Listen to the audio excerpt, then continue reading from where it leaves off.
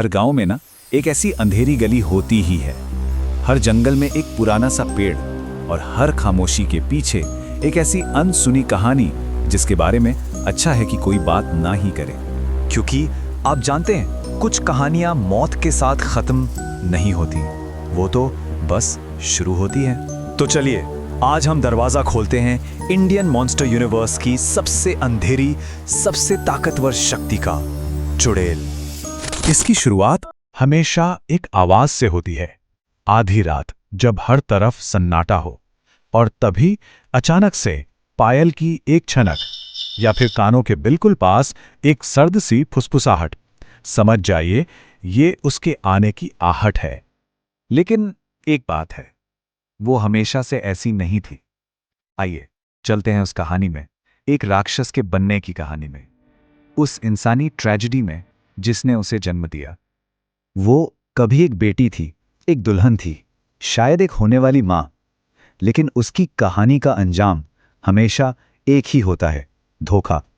हो सकता है उसे बच्चे के जन्म के वक्त दर्द में अकेला छोड़ दिया गया हो, या किसी जालिम शोहर ने उसकी रूह ही तोड़ दी हो। उसकी मौत समझिए कोई हादसा नहीं थी, वो एक अन्याय था, और अन्याय कभी शांति से नहीं मरता।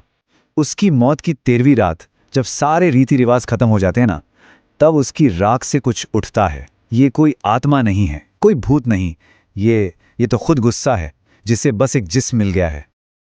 और बस यहीं से शुरू होता है चुड़ैल का सबसे बड़ा, सबसे खतरनाक सच, उसका दोहरापन। एक तरफ वो खूबसूरती है तो दूसरी तरफ वो कयामत है। दिन के उजाले में वो एक सपने जैसी लगती है, लाल या सफेद कपड़ों में, मतलब शादी और मातम दोनों के रंगों में लिपटी हुई। लोग उसकी तरफ ऐसे खिंचे चले आते हैं जैसे उसकी मदद करना चाहते हों। एक कितना मासूम सा चेहरा, एक प्यारी सी मुस्कान। लेकिन जैसे ही सूरज डूबता है, ये निकाब उतर जाता है। उसका चेहरा अजीब सा बिगड़ जाता है, जुबान काली पड़ जाती है, और उसके पैर हमेशा पीछे की तरफ मुड़े होते हैं, उल्टे पैर। ये सिर्फ एक निशानी नहीं है, बल्कि एक चेतावनी है, सबसे पुरानी चेतावनी, कि नेचर का नियम अब उलट चुका है, कि ममता अब नफरत बन चुकी है। ये इस बात का पक्का सबूत है कि सामने जो खड़ा है वो इंसान तो बिल्कुल नहीं है। और वो सिर्फ एक ही रूप में कैद नहीं है, नहीं, वो धोखे की मालिक है। वो एक रोती हुई मां बनकर किसी का भी दरवाजा खटखटा सकती है, एक घूंघट ओढ़े दुल्हन बनकर सुनसान सड़क पर मिल सकती है, कभी पेड़ों के बीच से गुजरती हुई एक परछाई तो कभी किसी अपने की ही शक्ल लेकर पुकार सकती है। तो अब देखते हैं कि इस धोखे के पीछे आखिर कितनी भयानक शक्ति छिपी है, और वो किस दुनिया पर राज करती है। वो सिर्फ जंगलों में नहीं भटकती, नहीं, वो तो बस उसके शिकार करने की जगह है। उसका असली घर चुड़ैल लोक है। सोच के देखिए, एक ऐसी अंधेरी दुनिया जो उसकी आखिरी याद से बनी है।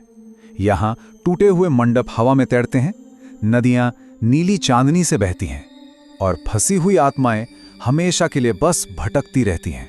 वो इस दुनिया की रानी है, इसे अपनी मर्जी से बदल सकती है, लेकिन इससे कभी बाहर नहीं निकल सकती। उसकी ताकत उसकी भूख से नहीं, उसके दर्द से आती है। उसकी एक चीख पत्थर को भी तोड़ सकती है। उसके बाल जिंदा सांपों की तरह हमला करते हैं। वो सिर्फ एक नजर से किसी के जिस्म को जाम कर सकती है, और वो खून नहीं पीती, नहीं, वो तो पूरी की पूरी जिंदगी ही चूस लेती है। उसका शिकार एक ही रात में जवान से बूढ़ा हो जाता है। उसकी सारी यादें, उसके सारे सपने, सब कुछ खत्म। इंडियन मॉन्स्टर यूनिवर्स में चुड़ैल कोई मामूली शैतान नहीं है, वो अंधेरे का बैलेंस है, अन्याय का जवाब। वो बैताल जैसे बस तबाही मचाने वाले जानवरों से नफरत करती है। वो ब्रह्म दैत्य जैसे पुराने कानून के रखवालों की इज्जत करती है, और जब वृत्र जैसे बड़े दैत्य जागते हैं तो वो सिर्फ दूर से देखती है, एक रानी की तरह, ये तय करते हुए कि ये दुनिया बचाने लायक है भी या तबाह होने के। तो सवाल ये उठता है कि इतनी पावरफुल और इतनी दुखी शक्ति का सामना आखिर कैसे किया जाए? क्या इस गहरे घाव को भरने का कोई रास्ता है? क्या उसे रोका जा सकता है? जवाब किसी हथियार या मंत्र में बिल्कुल नहीं है। हर चुड़ैल को मारा नहीं जा सकता, लेकिन उसे मुक्ति जरूर दी जा सकती है। इस श्राप को खत्म करने के लिए उसके दर्द को स्वीकारना पड़ता है, मानना पड़ता है।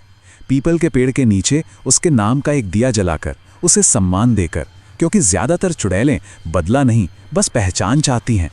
वो बस इतना चाहती हैं कि दुनिया याद रखे कि उनके साथ अन्याय हुआ था।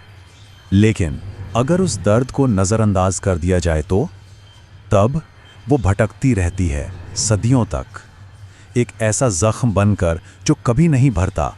और यही चीज़ हमें याद दिलाती है कि रात कभी पूरी तरह से ख़त्म नहीं होती। कहते हैं जब रात में अचानक हवा रुक जाए और पायल की धीमी सी आवाज़ सुनाई दे तो समझ लेना कि या तो किसी को इंसाफ मिल गया है या फिर किसी नए शिकार को चुन लिया गया है। और अगर कभी अंधेरे में कोई पीछे से आपका नाम फुसफुसाए तो पलटकर मत देखिएगा। अगली बार हम मिलेंगे इंडियन मॉन्स्टर यूनिवर्स की एक और काली परछाई से, जिसका नाम है डायन।